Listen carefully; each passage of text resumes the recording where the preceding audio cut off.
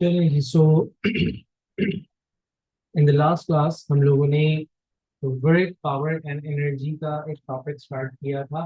ठीक है, हम लोगों ने वर्क को डिफाइन किया था एंड एनर्जी को जस्ट स्टार्ट किया था। हमने डिस्कस किया था कि what work is defined as the product of force into distance covered in that direction.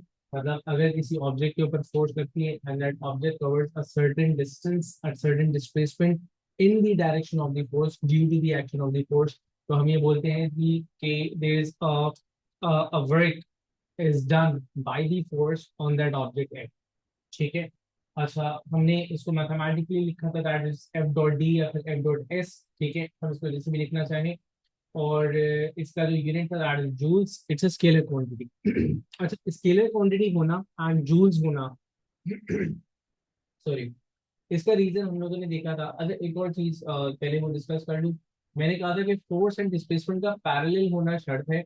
In case अगर आपके पास force is not parallel, force is at an angle with the displacement, then हम force का वो component देते थे जो कि डिस्प्लेसमेंट के पैरेलल होता था। तो हम ये बोलते थे कि अब जो वर्क डन है वो फोर्स एफ नहीं करी, बल्कि फोर्स का component, mostly the cosine component, वो वर्क डन कर रहा है। राइट। अच्छा ना, द क्वेश्चन इज कि ये वाली बात थी कि स्केलर क्यों है, जूल्स क्यों है एंड वर्डन निकालने की जरूरत क्यों है। तो मैंने कहा था कि जनाब work done is basically equals to the amount of energy which is transform from one form to another. मतलब जब हम बोलते हैं एनर्जी ट्रांसफॉर्म हो रही है, तो वो जो मिडिल में एक प्रोसेस होता है ना, जिस प्रोसेस की वजह से एनर्जी ट्रांसफॉर्म हो रही होगी, उस प्रोसेस का नाम एक्चुअली वर्डन है। तो अगर आपके पास 100 जूल्स की एनर्जी थी, आपने 100 जूल्स का वर्डन किया, 100 जूल्स ऑफ एनर्जी एक फॉर्म से दूसरे फॉर्म में कन्वर्ट हो गई। Now let's say मैंने कहा कि a car that is accelerated by a driving force gains 1000 joules of kinetic energy। तो आइडियली कंस्ट्रेंट के कोई भी लॉसेस नहीं हुए, तो मैं बोलूंगा the engine does a work of 1000 joules. जो केमिकल एनर्जी खर्च हुई थी इंजन के अंदर, जो फ्यूल खर्च हो रहा है, that was 1000 joules. So 1000 joules of energy input work done and energy. लेकिन ये आइडियल केस था, वी नो दैट कि ये 100% आपके पास आउटपुट तो आएगा, लेकिन 100% एक ही फॉर्म का आउटपुट नहीं आएगा। उसको हम लेटर ऑन डिस्कस करेंगे। फिर हमने एनर्जी पे बात की थी।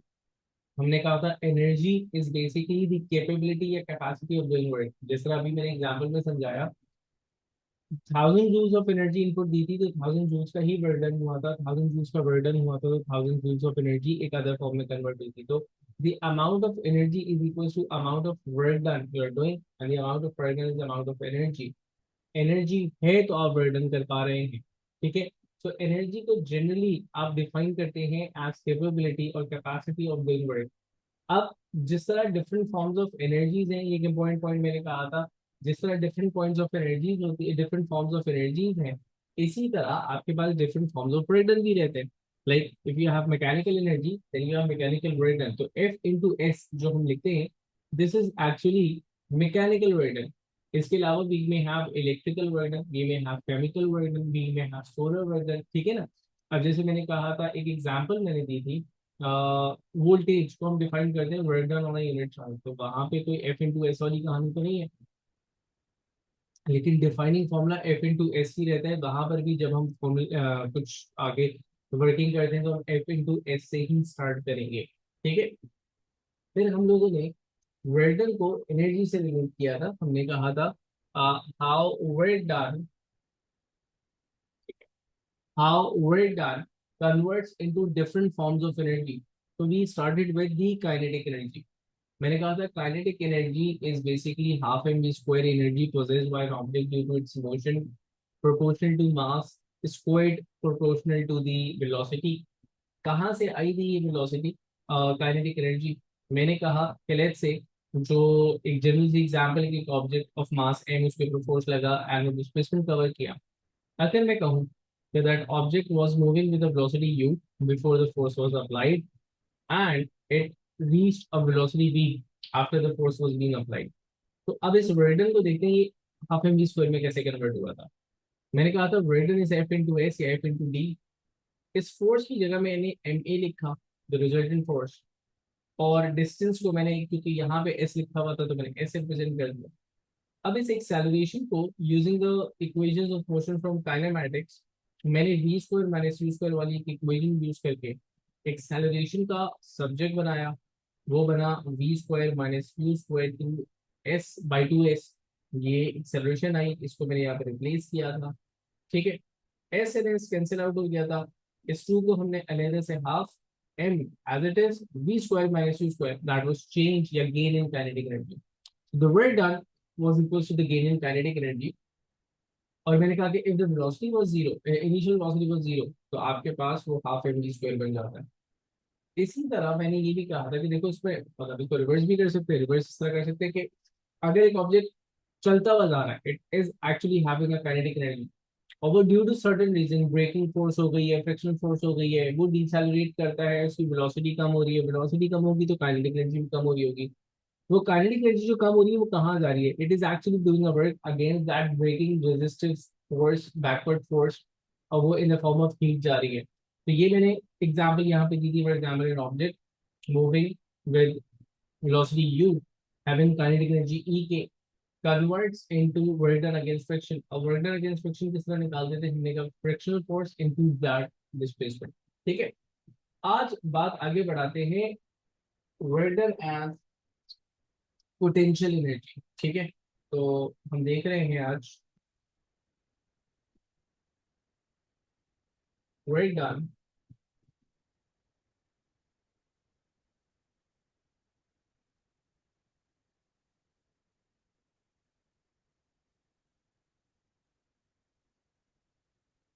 as potential energy।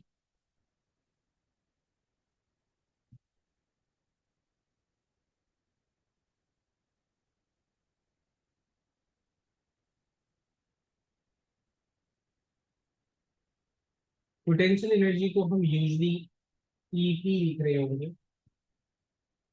ठीक है, अच्छा मैंने कल एक बात ये कही थी कि पोटेंशियल एनर्जी में भी डिफरेंट वेरिएशंस आती है। मतलब there are different forms of potential energy. तो वो different forms of potential energy basically क्या है, उससे पहले तो ये समझने के पोटेंशियल एनर्जी किसे कहते हैं। जब यूजुअली स्टूडेंट से पूछा जाता है कि जनाब व्हाट इज पोटेंशियल एनर्जी, तो एक कॉमन आंसर जो स्टूडेंट्स की तरफ से आता है ना, वो ये आता है कि सर वो हाइट से रिलेटेड होती है। कि सर अगर किसी भी ऑब्जेक्ट को एक सर्टेन हाइट पे लेके जाएंगे तो वो पोटेंशियल एनर्जी गेन करेगा, वापस आ जाएगा तो पोटेंशियल एनर्जी लूज करेगा। बात सही है, बात गलत नहीं है, लेकिन बात इनकम्प्लीट है। That's not only the potential energy. तो any input from your side, potential energy किसे कहते हैं? व्हाट्स पोटेंशियल एक्चुअली, एंड मतलब क्या है ये potential energy? Any idea?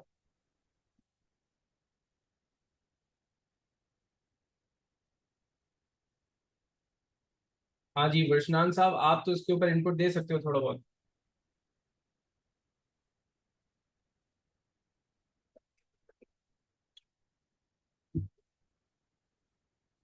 How would you define potential energy?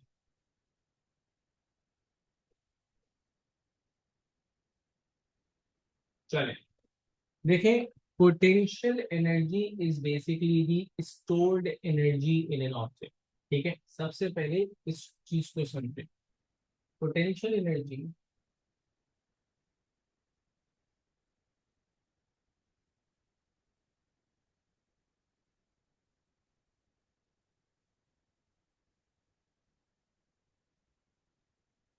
Is the stored energy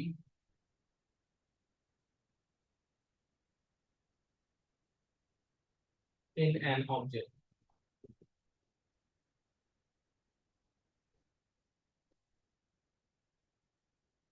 object के अंदर जो अमाउंट ऑफ एनर्जी स्टोर हुई हुई होती है उसे आप पोटेंशियल एनर्जी कहते हैं। ठीक है, और जिस तरह मतलब मैंने कहा डिफरेंट फॉर्म्स है, तो अगर उसे इलेक्ट्रिकल फॉर्म में एनर्जी स्टोर की गई तो वो इलेक्ट्रिकल पोटेंशियल कहलाएगी। उससे ग्रेविटेशनल फॉर्म में अगर एनर्जी स्टोर की गई ग्रेविटेशनल पोटेंशियल एनर्जी कहलाएगी, वगैरह वगैरह वगैरह। We have elastic potential energy, gravitational potential energy and electrical potential energy, जिसको हम मेनली पढ़ रहे होंगे। ठीक है, now another question, potential energy, stored energy. ठीक है, अनदर क्वेश्चन इज कि एक ऑब्जेक्ट एनर्जी कब स्टोर करेगा, क्यों स्टोर करेगा, कितनी स्टोर करेगा। ठीक है ना, ये एक पॉइंट है कि कैसे हुआ एनर्जी स्टोर। सो देखिए, energy is stored by an object whenever a work on it is done against its field और इट्स अनकंडीशनल फोर्स। इस बात को समझना है, व्हाट इज फील्ड और what is the unconditional force. देखिए, field is the region of influence force. For example अगर हम बात करें तो हम एक ग्रेविटेशनल फोर्स के रीजन के अंदर मौजूद हैं, हम एक ऐसे रीजन के अंदर मौजूद हैं जहां पर हम पर अनकंडीशनली मतलब at every time, no matter what our state of motion is, at every time, at every point, we are acted upon by the gravitational force, that the unconditional force on us। तो हम उस force की field के अंदर मौजूद हैं। if a charged electrically charged particle is somewhere around another charge जहां पर वो unconditionally उससे एक attractive या फिर repulsive force feel करता है, so that attractive repulsive electrostatic force is the unconditional force और वो electrical field के अंदर मौजूद है। if a magnetic north pole is somewhere around a stronger magnet where it can feel attractive and repulsive forces from the either poles, तो इसका मतलब ये है कि it is in with in the magnetic field region, और it the unconditional force is the magnetic. अब अगर work done उसकी मैग्नेटिक फोर्स के अगेंस्ट किया जाएगा, तो इसका मतलब ये है कि वो स्टोर कर लेगा एक certain form of energy. Against का क्या मतलब है? अगेंस्ट का मतलब ये है कि अगर मुझे ग्रेविटी डाउनवर्ड खींच रही है तो मैं ग्रेविटेशनल फोर्स के ऑपोजिट डायरेक्शन में, अपर डायरेक्शन में फोर्स लगाऊं। ठीक है, इसको थोड़ा सा और एक्सप्लेन करेंगे, पहले इस स्टेटमेंट को लिख लें कि an object stores energy,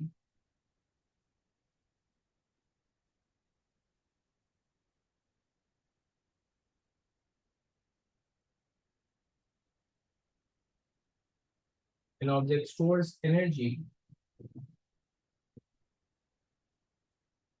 whenever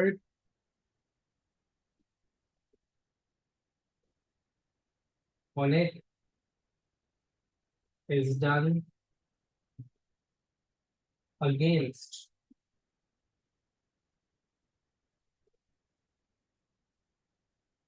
its unconditional force or field।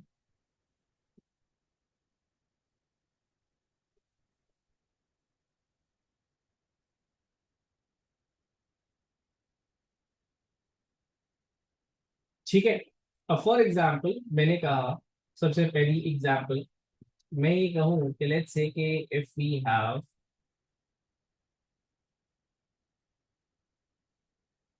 A positively charged plate. ठीक है, मेरे पास एक पॉजिटिवली चार्ज प्लेट है इस तरह के कुछ। ठीक है, मैंने कहा ये चार्जेस मौजूद हैं एक प्लेट के ऊपर।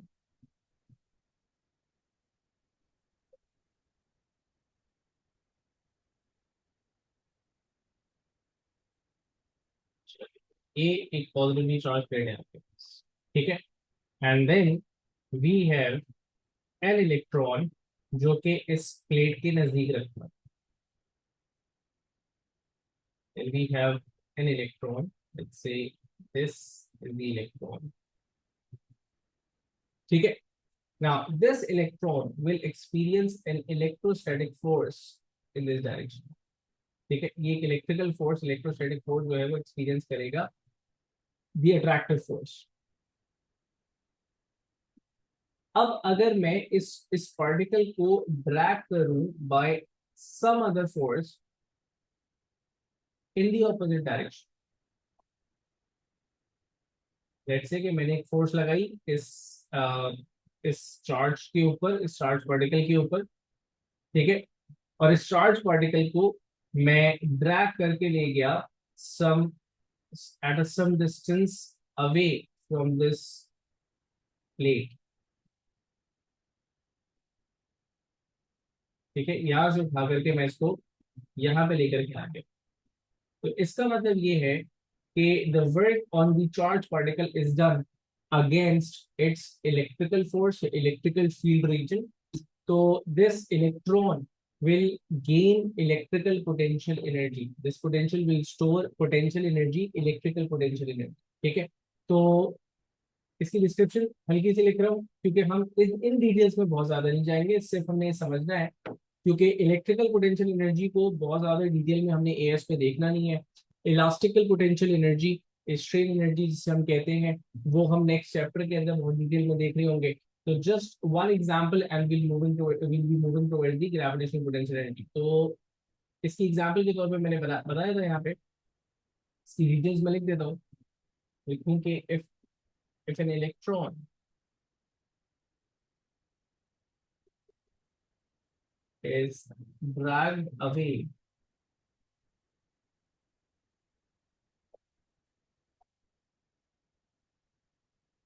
from a positively charged plate,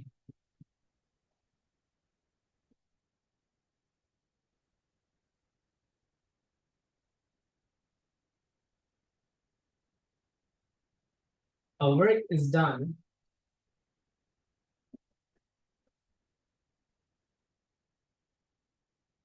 against electrostatic force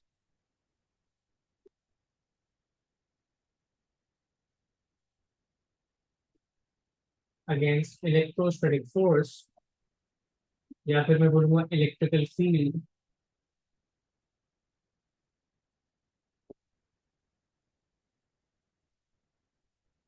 the electron gains electrical potential energy।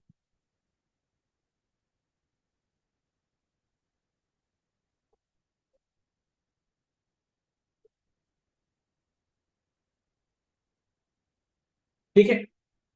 Similarly अगर मैं किसी स्प्रिंग को स्ट्रेच करता हूं तो I am doing a work against it's restoring force, the force जो कि उसको वापस कॉन्ट्रैक्ट करवाएगी। I am doing a work against the restoring force, the work done against the restoring force converts into elastic potential energy. ठीक है। तो what in general was potential energy? Potential energy is generally stored energy. An object stores energy whenever a work on that object is done against its unconditional force या फिर against its field। ठीक है। जितना ज्यादा उसको away drag किया जाएगा उतना ज्यादा वो potential energy of that form store कर लेगा। उस पॉइंट से उसको रिलीज कर दिया जाता है। फॉर एग्जाम्पल अब यहाँ से मैं इसको रिलीज कर देता हूँ, इस फोर्स को मैं हटा देता हूँ, so this would be drag backward. अब यहाँ पे जो फोर्स होगा वो, अब यहाँ पे जो बर्डन होगा वो बाय द फील्ड होगा। ठीक है ना। तो जैसे अब ग्रेविटेशनल पोटेंशियल पे बात कर लेते हैं, ज्यादातर हमने उसी पे बात करनी है। तो डायरेक्टली ग्रेविटेशनल पोटेंशियल एनर्जी पर आ रहा हूँ और ये सारी बातें हम उसी की एग्जांपल से करेंगे। तो gravitational potential energy,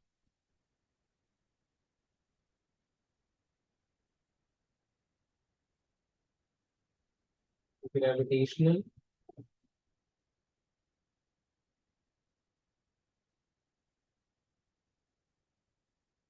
potential energy, इसको ईपी लिखा हुआ होगा बहुत सारी जगहों पे, जीपीई ग्रेविटेशनल पोटेंशियल एनर्जी लिखा हुआ होगा, इक्विलिब्रियम जैसा आप इसको लिखना चाहो। एग्जामिनर जो है वो इसको कभी ईपी लिख रहा होगा, कभी आपको ई लिख रहा होगा। That is not of a greater concern. Now what is gravitational potential energy, वो देखेंगे। देखें, मैंने कहा कि anything on the surface of the earth or around the surface of the earth is experiencing an unconditional force which is acting towards the center of the earth। लेकिन क्योंकि हम एक वाइडर उस पे बात कर रहे हो, तो हम स्मॉलर रीजन पे बात कर रहे हैं, तो हमारे लिए अर्थ इज हॉरिजॉन्टल सरफेस। ठीक है। तो हम ये बोलेंगे डाउनवर्ड्स। ठीक है ना। तो वो डाउनवर्ड एक कर रहा है, हमारा frame of reference centre of the earth is downward. So every object experiences a force which is downwards और उसका नाम है वेट। ठीक है। For example this was the surface level. ठीक है।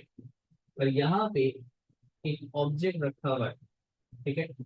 An object that is experiencing a gravitational force mg। which is actually the weight. ठीक है. Now if I want to lift this object, ठीक है, इस ऑब्जेक्ट को लिफ्ट करने के लिए अगर मैं चाहूँ कि लिफ्ट करके मैं इसको एट अ सर्टेन हाइट लेकर के आ जाऊँ, तो I need to exert a force on it जो कि एग्जैक्टली इक्वल होनी चाहिए इसके वेट के. तो in order to lift this object मैं क्या करूंगा, इसके ऊपर एक फोर्स लगाऊंगा अपवर्ड डायरेक्शन में, and that force would be equal to its weight. Even only then I'll be able to do a work against its gravitational force या फिर gravity. ठीक है. Now अब let's say कि मैं इस ऑब्जेक्ट को एक certain height level तक लेकर के आ जाता हूँ. Now what's the basic procedure या basic method of measuring that height? It is the height is always measured from top to top, bottom to bottom. मतलब यहाँ से यहाँ तक मेजर की गई, या फिर अगर बॉटम से स्टार्ट किया था तो बॉटम तक ही मेजर किया जाएगा. What is the standard procedure, what is the actual procedure? Actual तो सेंटर ऑफ ग्रेविटी से सेंटर ऑफ ग्रेविटी पर है. रीजन क्या है? क्योंकि वेट एक्ट कर रहा है सेंटर ऑफ ग्रेविटी पे. If you are applying a force, तो आप सेंटर ऑफ ग्रेविटी के ऊपर फोर्स लगा रहे हो और आप सेंटर ऑफ ग्रेविटी को ही मूव कर रहे हो. तो हम यूजुअली यूनिफॉर्म ऑब्जेक्ट कंसीडर कर रहे होंगे, तो हम बोलते हैं जनाब इक्वली गुड, अगर मैं इसको यहाँ से कर रहा हूँ तो यहाँ तक मेजर कर लूँ. ठीक है. और मैंने कहा कि हम इसको एक सर्टेन हाइट तक मूव करवा गए. So the height it move was this. अब इस पे जो वेल्डर मैंने किया अगेंस्ट इट्स ग्रेविटेशनल फोर्स, वो कन्वर्ट होता है इसकी ग्रेविटेशनल पोटेंशियल एनर्जी में. कैसे? देखो वेल्डर को आप डिफाइन करते हो एज एफ इंटू डी. यहाँ पे अगर आप फोर्स लगा रहे हो तो that force is equal to M G, और जो हाइट जो डिस्टेंस आपने कवर किया दैट इज बेसिकली एच. तो जो वेल्डन आपने किया था that converted into mgh, which is actually equals to the gravitational potential energy.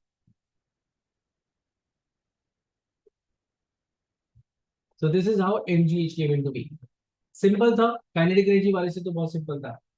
अब एक सवाल याद है कि सर वो why the force is always equals to mg, why not greater? तो बेटा एक बात याद रखना, अगर मैं ग्रेटर फोर्स लगा रहा हूँ तो उसमें वर्डन स्टिल mg के बराबर होगा. The excessive amount of force वो उसको एक्सेलरेट करवा रहा होगा, मतलब वो फिर ग्रेविटेशनल पोटेंशियल एनर्जी में नहीं जा रहा होगा, वो इन अदर फॉर्म जा रहा होगा. Let's say the wait was 20 Newton और मैंने यहाँ पे फोर्स लगा दी 25 न्यूटन की. तो 20 न्यूटन तो इसका कन्वर्ट हो रहा होगा इन mgh, बाकी जो 5 न्यूटन है वो इसको एक्सेलरेट करवा रहा होगा, जो कि गेन इन काइनेटिक एनर्जी में कन्वर्ट हो रहा होगा. तो यस, दी चेन जब आप वर्डर निकाल रहे होंगे तो the force is always equals to the weight of the object. तो इसकी डिस्क्रिप्शन पहले मैं लिख दूं.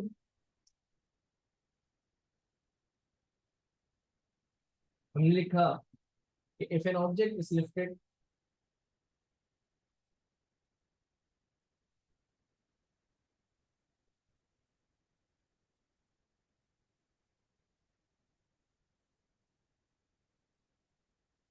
against gravity,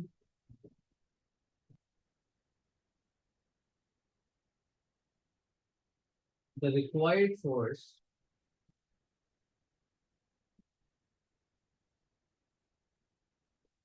is equals to weight of the object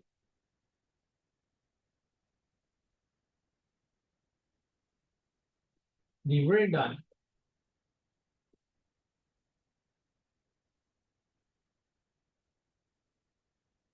converts into gain in gravitational potential energy, या फिर आप इसको gravitational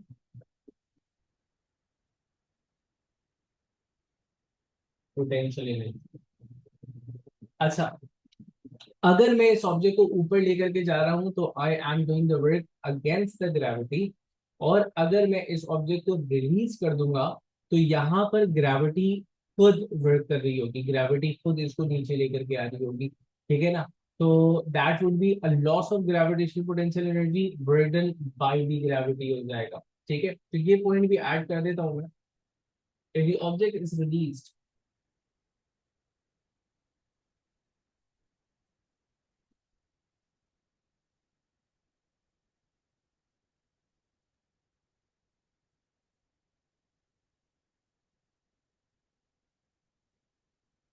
from a certain height,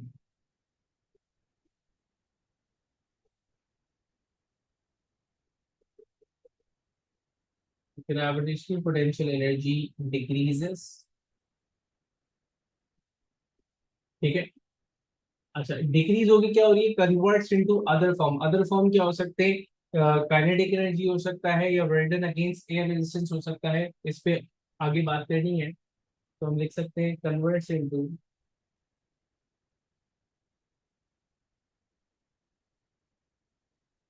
kinetic energy, या फिर वर्डन against air resistance.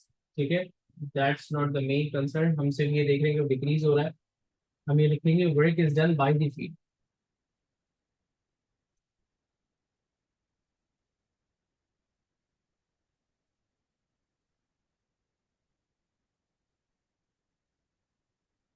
By the field. ठीक है, अच्छा एक चीज जो मैंने यहाँ पे अहम बताई थी कि whenever measuring the work done, the work done against gravity, हम सेंटर ऑफ ग्रेविटी को, सेंटर ऑफ ग्रेविटी के ऊपर फोर्स लगा रहे हैं।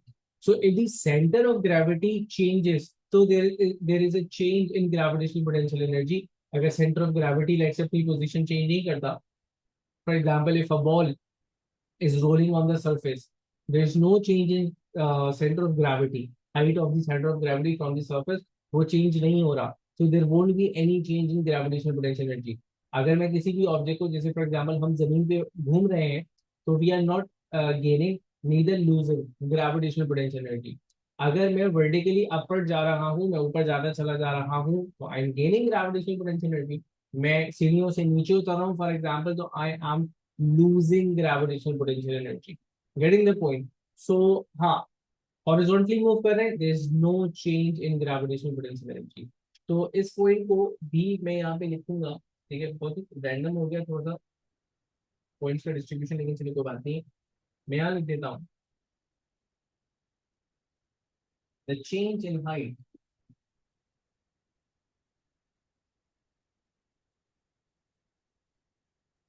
is mostly measured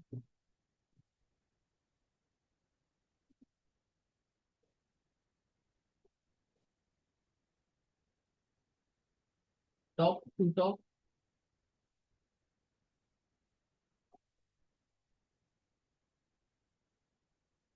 या फिर bottom to bottom,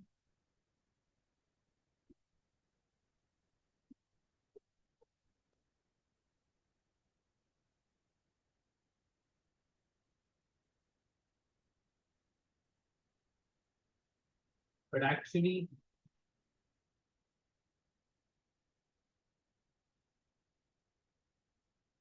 change in height is equals to change in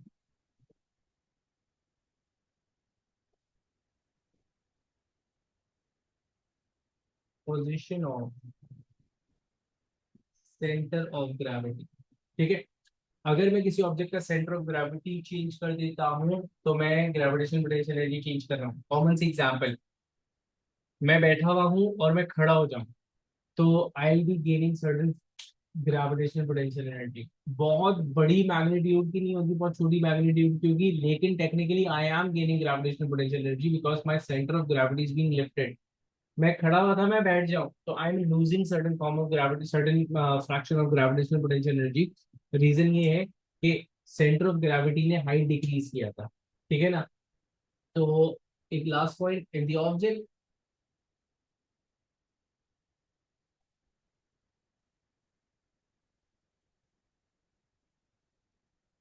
is move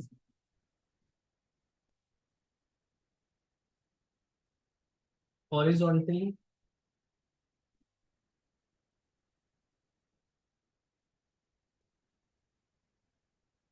there is no change in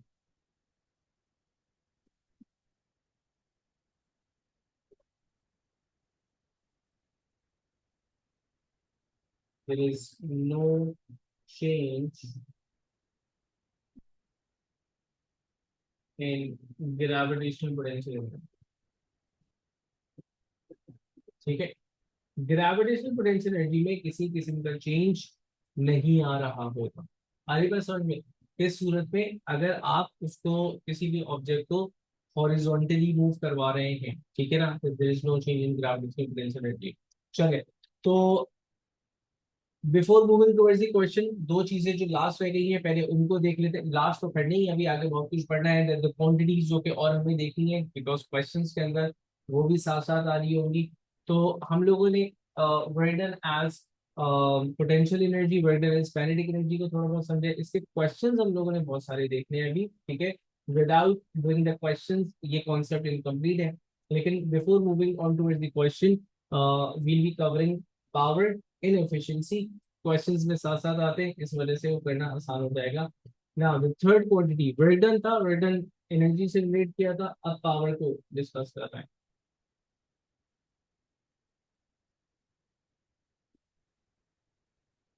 देखो, पावर रिप्रेजेंटेड बाय पी, जैसे मैंने कल के लेक्चर में कहा था, तीनों क्वांटिटीज रिलेटेड हैं, बल्कि यूं कहूं कि energy and power revolve around work done, ठीक है ना।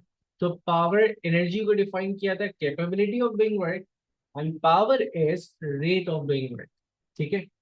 तो पहले डिफाइन कर लेते हैं, तो इसको समझते हैं। Define as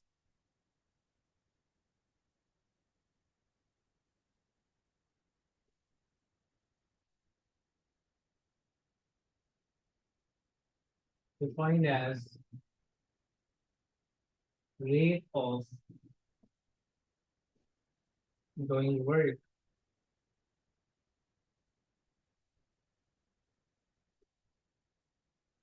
and since doing work मतलब work done is amount of energy transform, तो मैं यूं भी लिख सकता हूँ कि power is the rate at which the energy is being transform. Define करना होगा तो मैं ये स्टेटमेंट लिखूंगा, ठीक है। जब आपसे बोला जाए डिफाइन, तो हम एक और स्टेटमेंट दे रहे हैं इसको, power is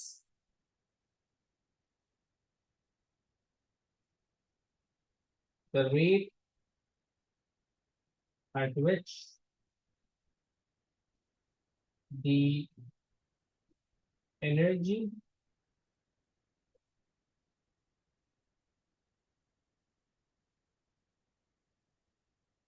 is being transform,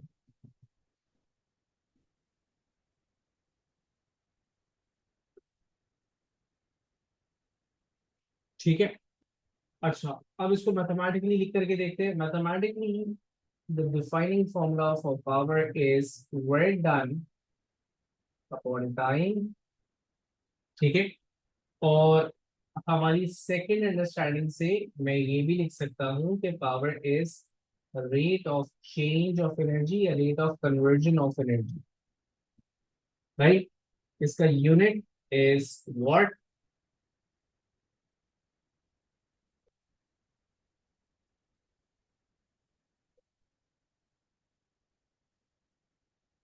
1 watt as in 1 joules per second, ठीक है। And it's a scalar quantity.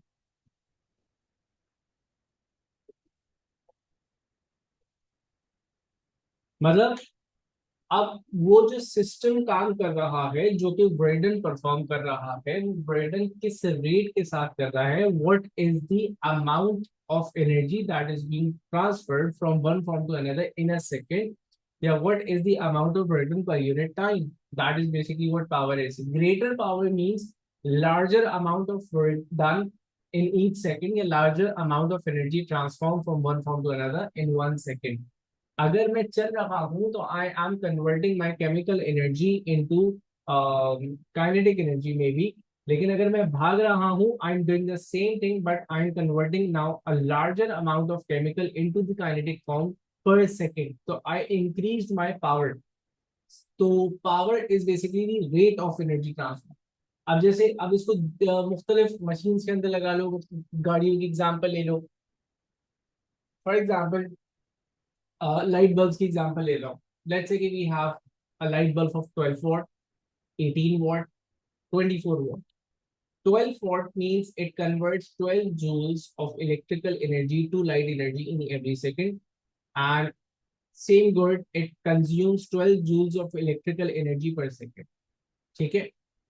24 volt का अगर बल्ब है, इसका इसका मतलब ये है कि वो एक सेकंड के अंदर 24 जूल्स ऑफ एनर्जी कंज्यूम कर रहा है, 24 जूल्स ऑफ एनर्जी ट्रांसफॉर्म कर रहा है, 24 जूल्स का वर्क डन कर रहा है ना। जिस तरह मैंने कहा कि एनर्जी के डिफरेंट फॉर्म्स, पावर के डिफरेंट फॉर्म्स, तो रेट ऑफ डूइंग वर्क के भी, मतलब एनर्जी के एनवर्टर के डिफरेंट फॉर्म्स है, तो पावर के डिफरेंट फॉर्म्स होंगे, मतलब रेट ऑफ डूइंग वर्क के डिफरेंट फॉर्म्स।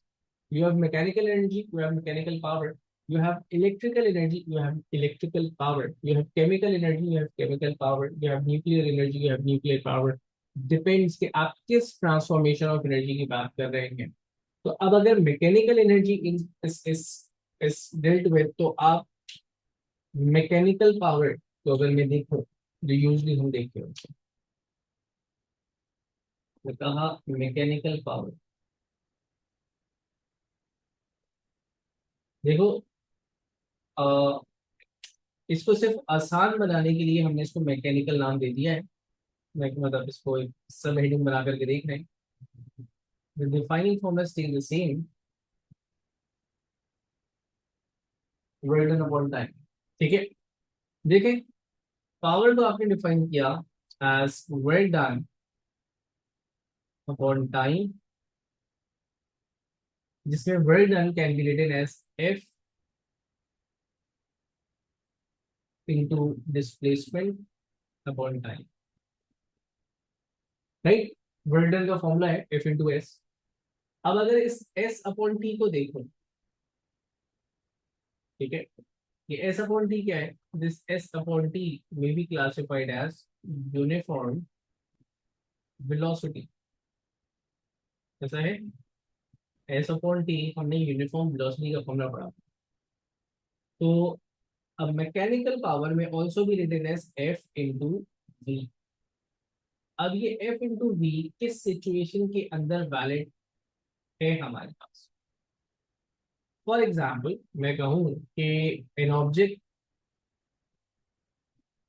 कोई भी एक object, for example this object is subjected to a force F.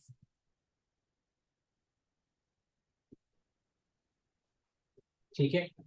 Now this force F is actually opposing a resistive force which is again equals to F। मैंने कहा ये भी force F था, ये भी फोर्स F है, forces balanced है, and the object is moving with a uniform velocity।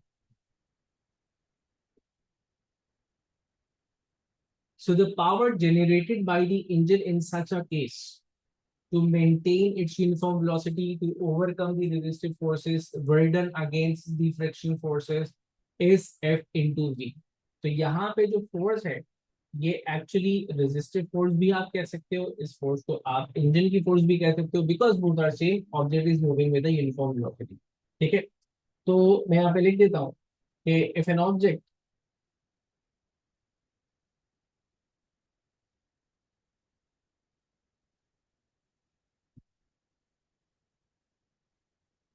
Moving with a uniform velocity,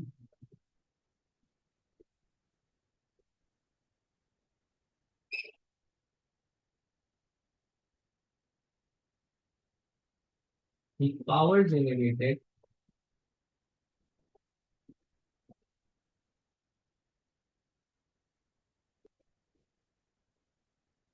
to overcome the resistive forces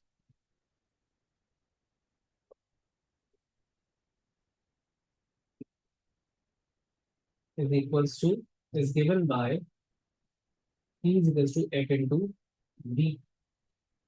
This is the power required to keep this object moving in a uniform velocity. अगर मैं इससे कम power लेकर के आता हूँ तो इसका मतलब ये है कि दिस फोर्स वुड विन और ये डिसलेरेट कर जाएगा. अगर मैं इससे ज्यादा पावर लेकर के आ जाता हूँ तो ये फोर्स ग्रेटर हो जाएगी और ये एक्सेलरेट करना शुरू कर देगा. This is the force required to keep this object moving in a uniform velocity. ठीक है. अगर मैं कहूं कि मैं ज्यादा फोर्स लेकर के आ जाता हूं, इन दैट केस क्या होगा? If the object is now moving with increasing या फिर यूनिफॉर्म एक्सेलरेशन कह लूंगा, लेट्स से इंक्रीजिंग वेलोसिटी या फिर यूनिफॉर्म एक्सेलरेशन, तो मैंने कहा if the object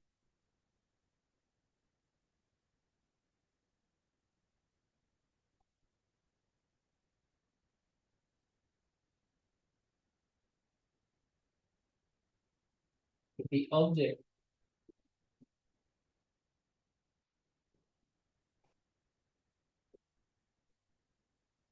moves with uniform acceleration,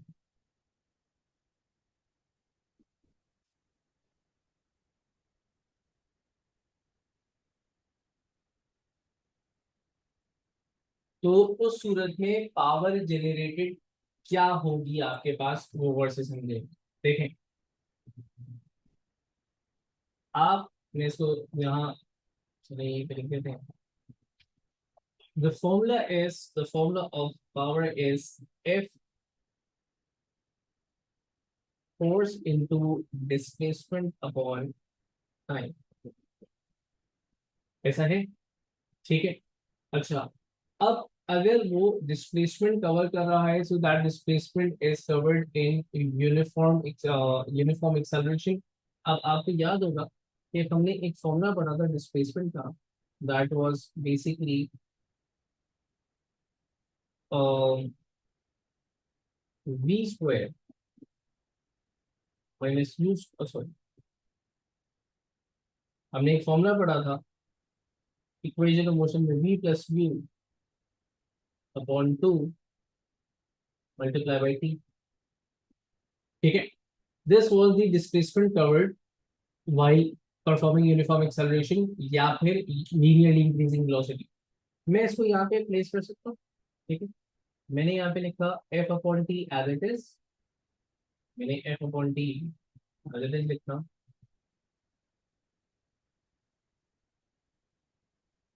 ठीक है. और s की जगह मैंने लिखा v plus U upon 2 into T. ये t और t तो कैंसिल आउट हो जाता है, आपके पास बचा क्या? आपके पास पावर का formula f into V plus U upon 2, या फिर आप इसको लिख सकते हो half F V plus U. ठीक है. एवरेज वेलोसिटी आपके for an object moving with a uniform acceleration, the power generated would be equal to half F V plus U. ठीक है. अब इसी में दिस वाज पावर. अब इसी में हमने एक और चीज समझ ली. ये तो हमने पावर को समझा as rate done upon time. Power को as rate of change of energy समझना. ठीक है. This is the interesting thing. Power को समझना है as rate of change of energy. मुझे बताइएगा यहाँ तक चीजें क्लियर है? हम स्पीड में तो नहीं जा रहे हैं ना? I hope. क्योंकि थोड़ा सा आसान टॉपिक है, इस वजह से मैं बहुत ज्यादा इस पर रुक नहीं रहा हूँ.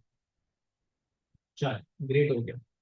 अब देख लें power as rate of change of kinetic and potential energy.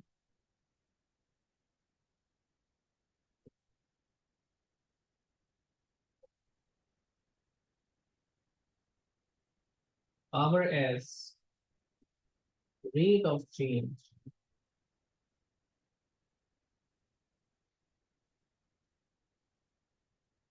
In kinetic और पोटेंशियल एनर्जी.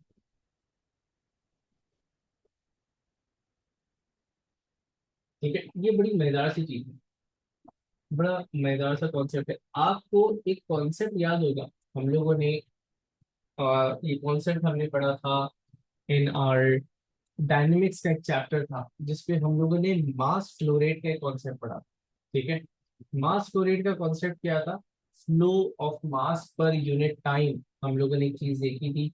हम लोगों ने इसकी पूरी एक डेरिवेशन देखी थी, डेंसिटी, एरिया, वेलोसिटी, वेलोसिटी का स्क्वायर, ठीक है।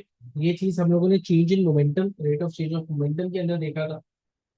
वही कॉन्सेप्ट मास फ्लो रेट का अब हम यहाँ पे अप्लाई कर रहे हैं, ठीक है ना।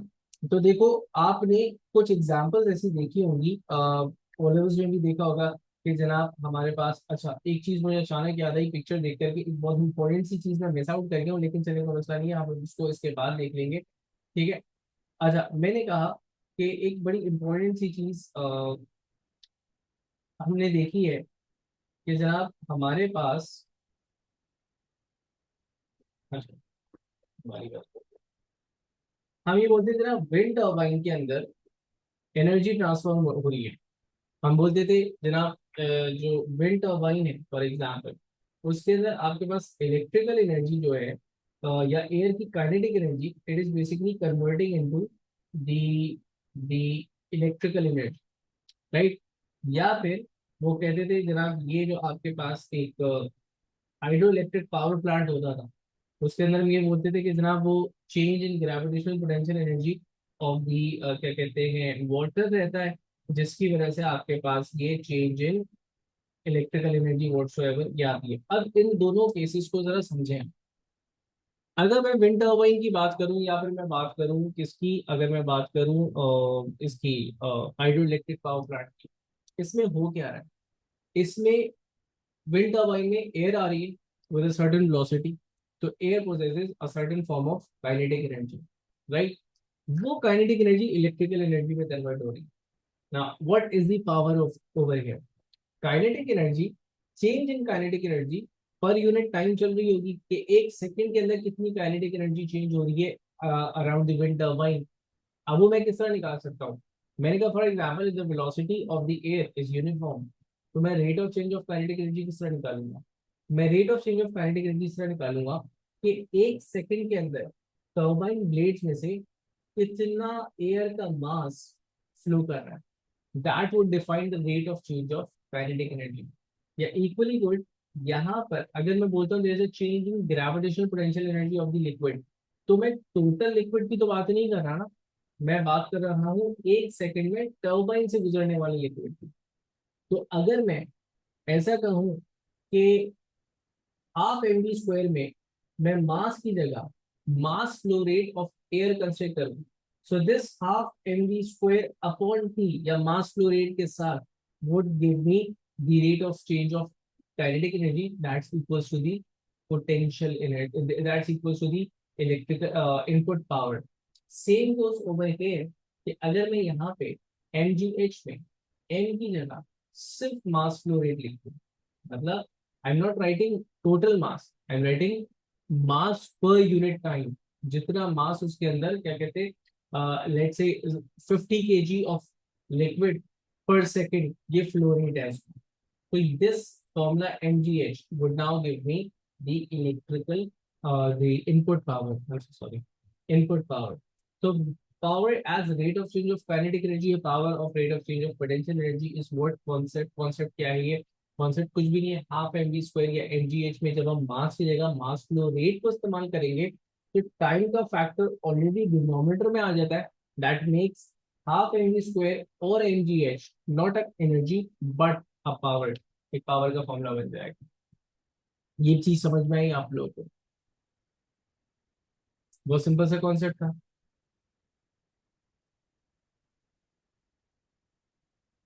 ठीक है। इफ दिस इज क्लियर तो एफिशिएंसी को डिस्कस करके we'll be moving towards the questions.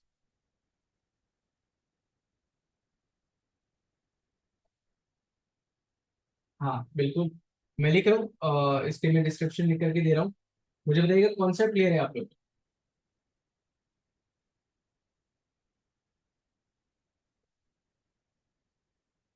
चले तो मैंने इसकी डिस्क्रिप्शन लिख देनी है आप लोगों के लिए, मैं डिस्क्रिप्शन इसकी यहाँ लिख रहा हूँ।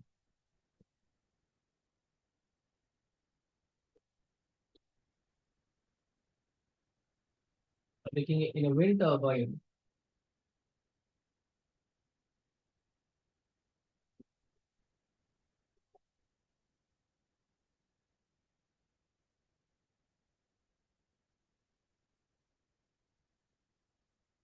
or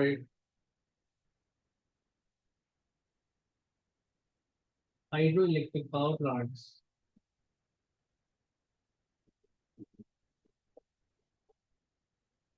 the input power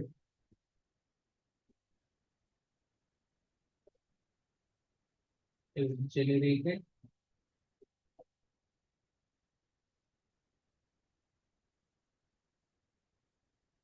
through the mass flow rate, the mass flow of air or water respectively.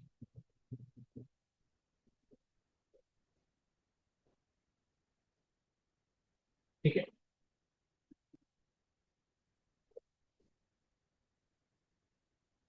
the mass flow rate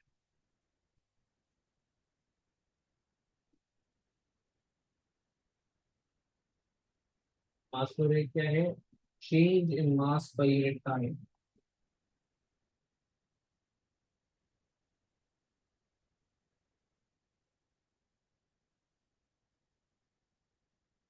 causes kinetic energy या फिर equally good potential energy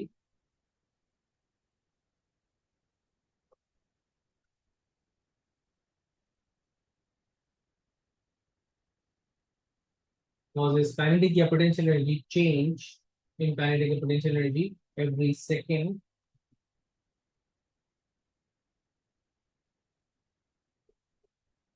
which generates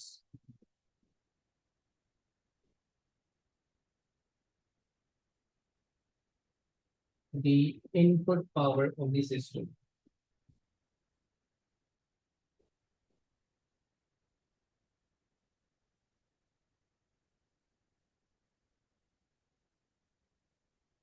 ठीक है, चले। अब क्योंकि इसके जितने भी क्वेश्चन है वो एफिशिएंसी के साथ मिलकर के आते हैं, तो एफिशिएंसी को डिस्कस कर लेते हैं और we'll be done with more than 50% of our syllabus of this chapter। और फिर हम एक ही साथ इसके क्वेश्चंस पे डिस्कस करेंगे। तो आज एफिशिएंसी और डिस्कस कर लेते हैं। In the next class will be doing a lot of questions on it. ठीक है, तो एफिशिएंसी और जैसे कि एक well done by internal energy का एक टॉपिक हमारा रह गया है, तो हम इसको भी हमने डिस्कस करना है। Efficiency the last thing and very easy, इसको डिस्कस करना है। देखिए, एफिशिएंसी इज कि आपके पास बेसिकली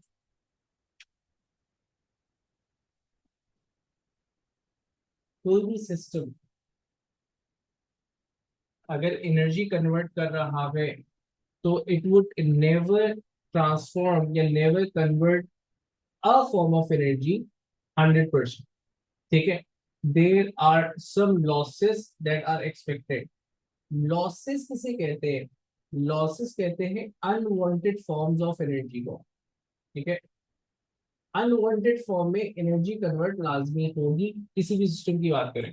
अब वो अनवांटेड फॉर्म क्या हो सकते हैं? वो अनवांटेड फॉर्म आपके पास हो सकता है साउंड एनर्जी, वो अनवांटेड फॉर्म आपके पास होता है हीट एनर्जी। अब फॉर एग्जाम्पल मैंने विंड टर्बाइन की बात की या मैंने हाइड्रो इलेक्ट्रिक की बात की। अब इनपुट पावर था kinetic energy of air for example, तो आपको क्या लगता है कि जितना काइनेटिक एनर्जी ऑफ एयर था उसमें से कुछ घूमने की, टर्बाइन घूमने की आवाज नहीं आएगी? बिल्कुल आएगी। कुछ टरबाइन के घूमने से हीट जनरेट नहीं होगी? बिल्कुल जनरेट होगी। तो अब ये एनर्जी कहीं क्रिएट तो हो नहीं रही है, उसी जो इनपुट एनर्जी था उसी का एक फ्रैक्शन जो है वो अनवांटेड साउंड, अनवांटेड हीट की फॉर्म में जा रहा है। तो what I am left with is my useful output. तो what is the ratio I am left with the useful output, वो बेसिकली डिफाइन करता है एफिशिएंसी में। एक एफिशिएंट, एक अच्छा सिस्टम जो है वो लॉसेस, ऐसा नहीं हो सकता कि 100% एफिशिएंट है। लॉसेस तो होंगे, मिनिमम होंगे लॉसेस। ठीक है, more the percentage would be of the useful output. ठीक है, तो इसकी छोटी सी डिस्क्रिप्शन हम लिखेंगे कि every system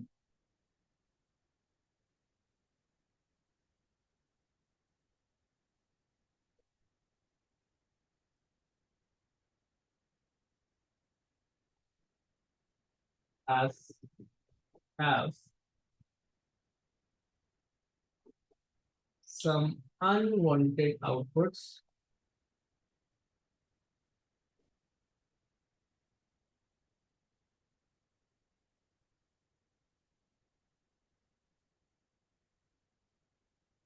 considered as losses,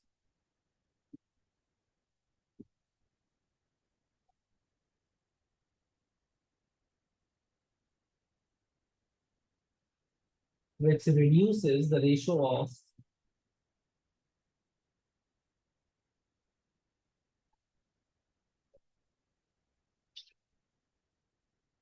which reduces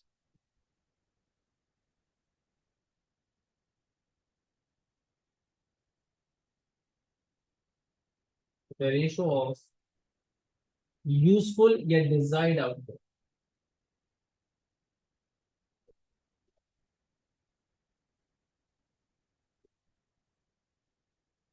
ठीक है,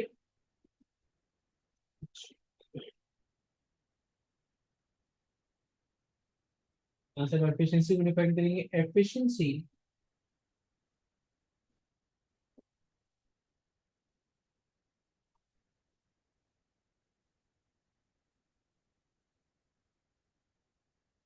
is defined as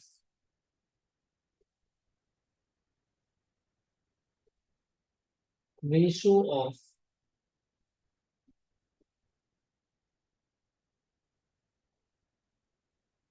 useful output over total input. और यूजली हम इसको एज अ परसेंटेज देखते हैं कि कितना परसेंट. आप आउटपुट पावर से भी आप कैलकुलेट कर सकते हो, आप आउटपुट एनर्जी से भी कैलकुलेट कर सकते हो, आप वर्क डन से भी कैलकुलेट कर सकते हो. इक्वल इक्वल जितना आपने वर्क डन किया था that was your input energy. जो आउटपुट एनर्जी जनरेट हुई थी, कन्वर्ट हुई थी, that was your useful output. ठीक है, तो हम एफिशिएंसी को कैलकुलेट हम किस तरह कर रहे हैं वो यहाँ देखेंगे. एफिशिएंसी को मैंने कहा efficiency is useful output.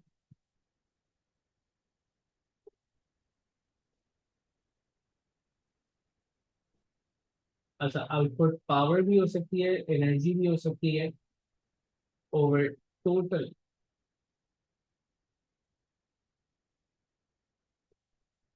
Input.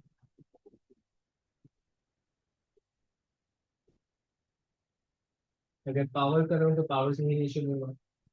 अच्छा, यूजली इट्स मेजर्ड यूजली क्या, it's always measured in terms of percentage, तो इट्स यूनिट टेस्ट. अब इसकी छोटी सी एग्जाम्पल देखो. पुराने जमाने में येलो वाले बल्ब आते थे, फिलामेंट लैंप कहते थे उसे. उसकी एफिशिएंसी होती थी करीब करीब 10%. 10% का मतलब ये है कि देखो उसका मेजर पर्पस क्या था, लाइट जनरेट करना, लाइट आउटपुट देना.